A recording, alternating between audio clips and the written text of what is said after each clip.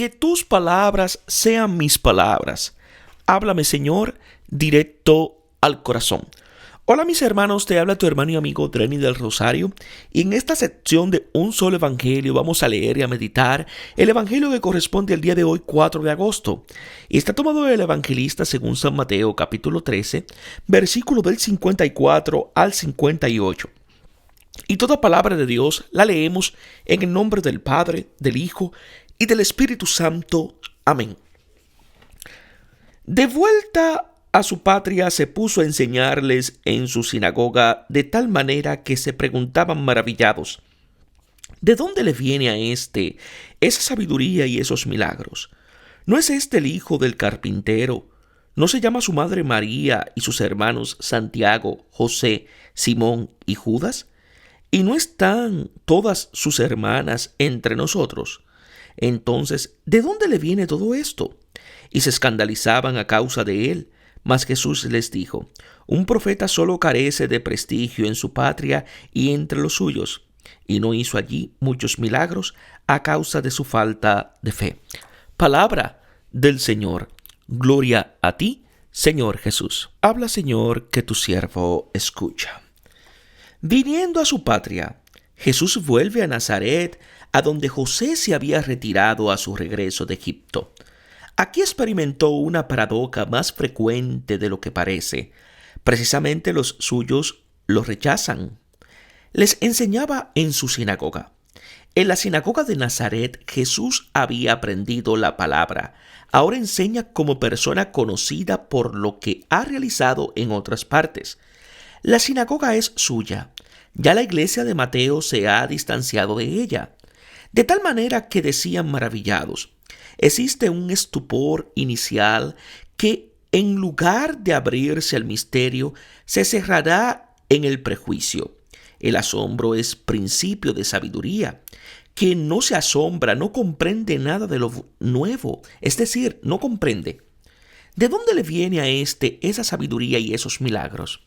Los de Nazaret se hacen una pregunta razonable, pero no están dispuestos a aceptar una respuesta que cuestione lo que saben. Reconocen la sabiduría y los milagros, son un hecho real, pero excluyen a priori que la sabiduría y el poder de Dios pueden encontrarse en a quien conocen muy bien. Si se tratara de una persona que ha estudiado y practicado alguna ascesis particular, si fuera un sabio o un santón, no se habrían asombrado. Tendría sus documentos en regla y lo habrían acogido. Pero ¿cómo puede Dios manifestarse en este hombre normal y ordinario, en todo semejante a los otros? Nosotros quisiéramos ser semejantes a Dios como lo imaginamos nosotros, pero no aceptamos a un Dios semejante a nosotros. Quisiéramos que Él y nosotros fuéramos distintos de lo que somos, y el origen del mal es precisamente no aceptar la realidad. Nosotros por lo general creemos en Él porque no lo hemos visto y lo pensamos como nos agrada más.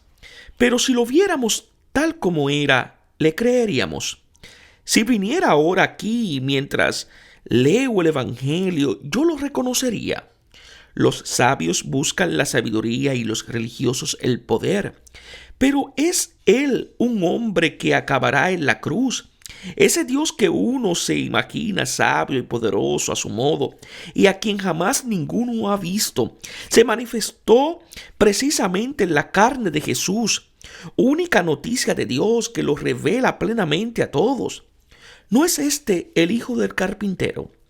En la realidad lo es. Se consideran como obvias cosas que no son verdaderas. Para la mentalidad común, si Jesús fuera hijo de algún personaje insigne, sería más creíble. Pero es hijo de un carpintero y él mismo es carpintero. ¿Qué pretende ser? ¿No se llama su madre María? Se pueden conocer cosas verdaderas sin comprender su misterio. ¿Y sus hermanos? La tradición cristiana ha creído que estos hermanos sean primos usualmente llamados con ese nombre, o como máximo los hijos de un matrimonio anterior de José. En el siglo pasado, por prejuicios contra la virginidad, se abrió camino la opinión de que María tuviera otros hijos. La búsqueda de la verdad, se sabe, se perjudica siempre a causa de los propios intereses. ¿De dónde le viene todo esto? Se recalca el interrogante, que no encuentra respuestas plausibles porque tropieza contra la carne de Jesús, que se puede conocer solamente en el Espíritu. Se escandalizan de que estas cosas divinas se encuentran en ese a quien conocen. Si se hallaran en otro, podría pensarse que sí. El escándalo es la humanidad de Jesús, pero la encarnación, principio de salvación, es el centro de nuestra fe. Y se escandalizaban a causa de él. Aceptar o no su humanidad es acoger o no el don de Dios. En él habita corporalmente toda la plenitud de la divinidad. Un profeta solo en su patria y en su casa carece de prestigio. Tal vez es una expresión con la cual Jesús trata de justificar el rechazo de los suyos. Se tiende a devaluar lo que se conoce.